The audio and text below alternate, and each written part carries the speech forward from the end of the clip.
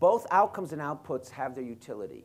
Usually, people talk about outputs like activities, like products produced, as being the way to get to outcomes. In that view of things, organizing the delivery of activities and product creation is not by itself good enough if they're not directly linked to the achievement of outcomes. So that, from that point of view, if you're looking at healthcare provision, ultimately what you would want to see is the organization of healthcare delivery that actually increases the longevity of infants' lives, makes more of them live to become adults, right? That would be the outcome. The outputs would be all the things you do to create that. But because there's a new way of thinking about things in this country, funders often put pressure on nonprofit organizations to have every program have an outcome, or more than one outcome. And that's not good, because some programs shouldn't have outcomes. Some programs should just have outputs. So I'll give you some examples.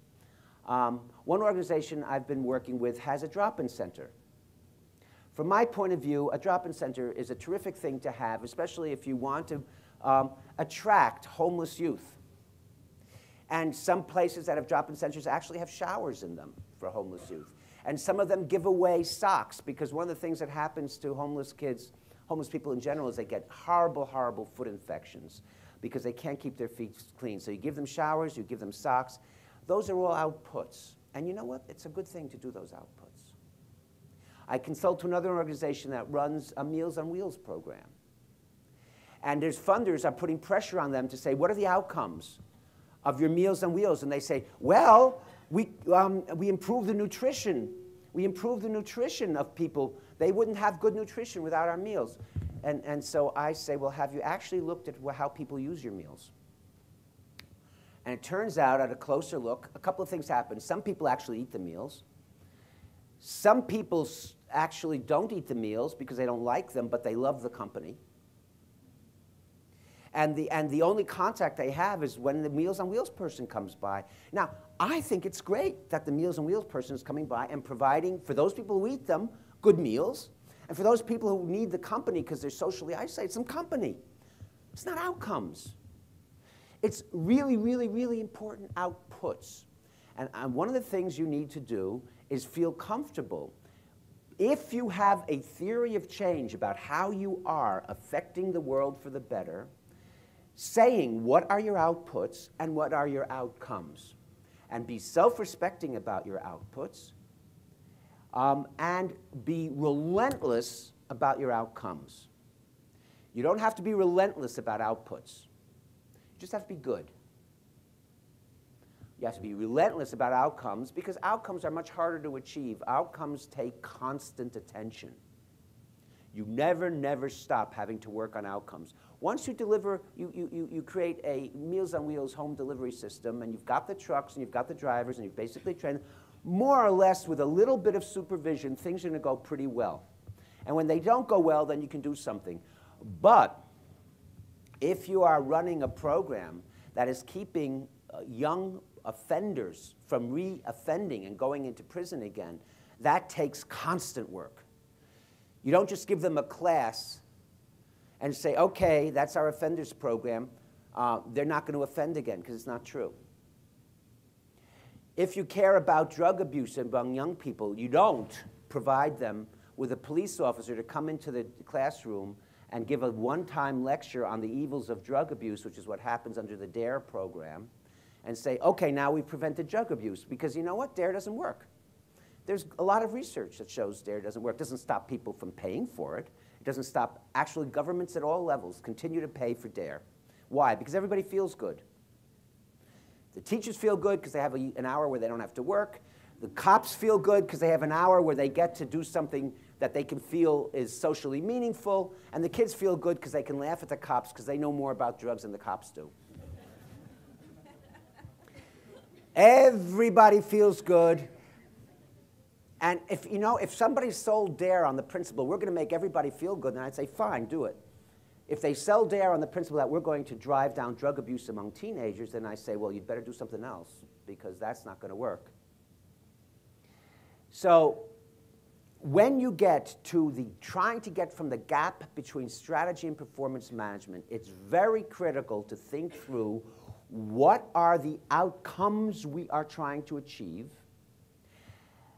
and what are the outputs we are going to develop to achieve them, and in some cases, what are the outputs we are going to develop just because they're good things to do.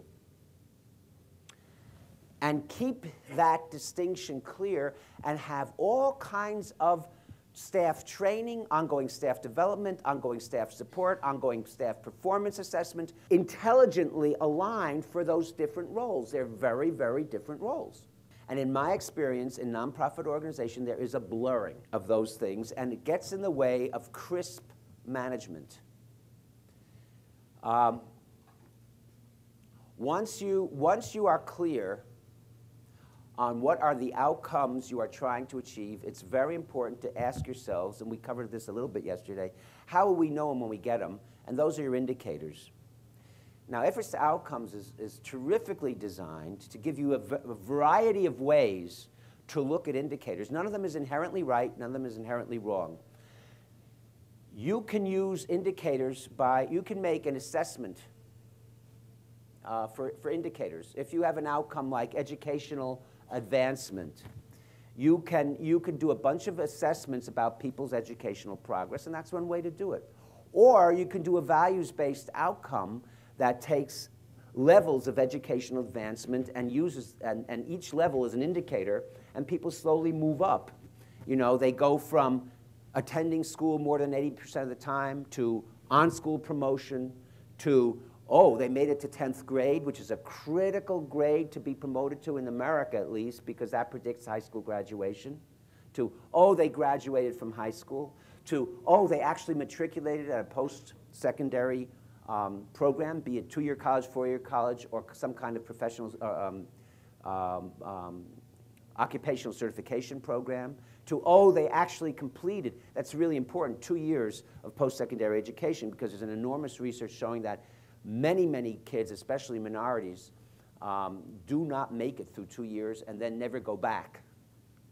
So it's critical, if you really care about educational attainment, to actually have as an outcome the meaningful level that really changes people's lives. And there's several along the way that change people's lives incrementally. One is high school graduation, and the next is 2 years of post-secondary education.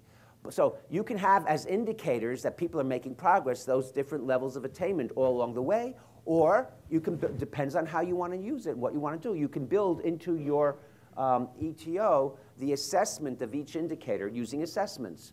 And then your staff can look at the most recent assessment data and then go to the outcome part at the point of service and say, based on the assessment data, we can say they've made progress towards the outcome.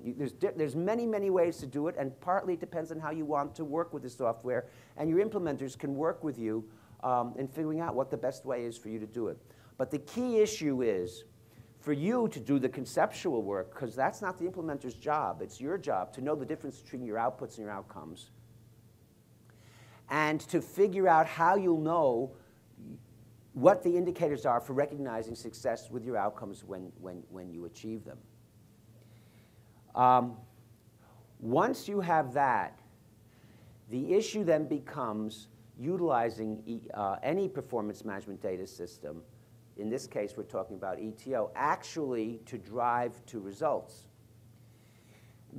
My experience going around the country has been more often than not, people implement any system, including ETO, to do mostly a sophisticated bookkeeping. And that means keeping track of the people you serve, and maybe keeping track of outcomes and indicators, maybe, but doing a much less of a job of keeping track of staff efforts on the one hand and participant utilization on the other. Until you do that, there is no way you can actually know whether people's work is in its day-to-day expression actually manifesting what the mission says you should be manifesting. There's just no way to know.